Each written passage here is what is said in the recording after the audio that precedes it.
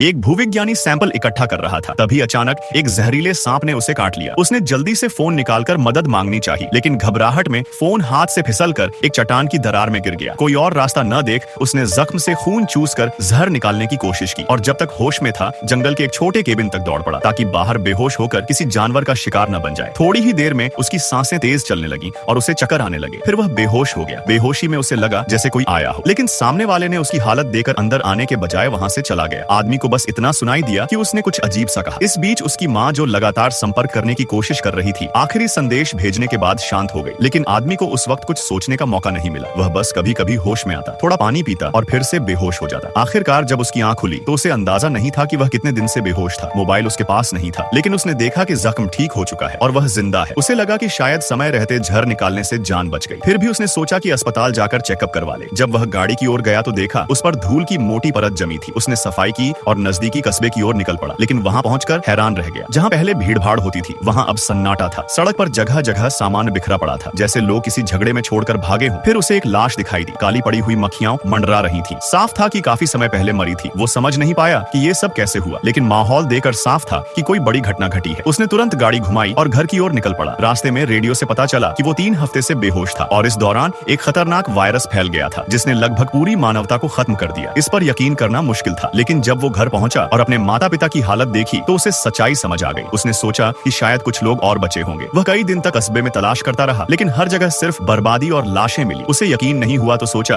कि किसी बड़े शहर जाकर देखे, लेकिन वहां के हालात और भी खराब थे। पूरा शहर सुनसान था। कुछ मशीनें अब भी चल रही थी, लेकिन उस खामोशी में उनकी आवाज डरावनी लग रही थी। जब कहीं कोई इंसान नहीं मिला तो वह थकर एक होटल में चला गया। छत पर गर्म पानी के कुंड में नहाया, फिर कमरे में आकर शराब पी। इसी दौरान अचानक उसे 2 लोग मिले। वो थोड़ा घबरा गया, लेकिन बातचीत के दौरान सच्चाई सामने आई। सरकार ने वायरस को रोकने की कोशिश की थी, लेकिन कोई वैक्सीन काम नहीं आई। वायरस बहुत तेजी से फैला और जानलेवा था। वो दोनों भी नहीं जानते थे कि कैसे बच गए। वो मानते थे कि अब जो भी संसाधन बचे हैं उन पर उनका हक है, लेकिन आदमी को ये सोच गलत लगी। उसे लगा कि अगर ऐसे ही चला तो एक दिन सब खत्म हो जाएगा। उसने सोचा कि टिकाऊ तरीके से जीने का रास्ता ढूंढना होगा। ये सुनकर महिला चुपचाप चली गई। उसका परिवार पहले ही मर चुका था। बस थोड़ी देर के लिए आदमी की वजह से रुकी थी। आदमी ने उससे साथ चलने को कहा, लेकिन उसने मना कर दिया। आदमी ने सोचा कि पहले खुद को व्यवस्थित करता है, फिर लौटकर उसे मनाएगा। लेकिन कुछ देर बाद होटल से 2 गोलियों की आवाज आई। आदमी समझ गया कि उसने खुद को मार लिया है। इस सदमे से वह पूरी तरह टूट गया। गाड़ी पूरी रफ्तार में दौड़ाई। सोच लिया कि अब सब खत्म कर देगा, लेकिन तभी एक कुत्ता सामने आ गया जो इस महामारी में बचा हुआ था। उस कुत्ते ने अनजाने में आदमी की जान बचा ली। उसने उसे अपने साथ रख लिया और नाम रखा लकी। अब आदमी ने फिर से जीने का फैसला किया। वह लाइब्रेरी गया और खेती, बिजली, पानी और दवाई से जुड़ी चीजें सीखनी शुरू की। धीरे धीरे उसने खुद को नई जिंदगी के लिए तैयार कर लिया। इस तरह आदमी और लकी 1 साल तक साथ रहे और जैसे तैसे जिंदगी चलाते रहे। लेकिन एक दिन उसने दूर आसमान में धुआं उठते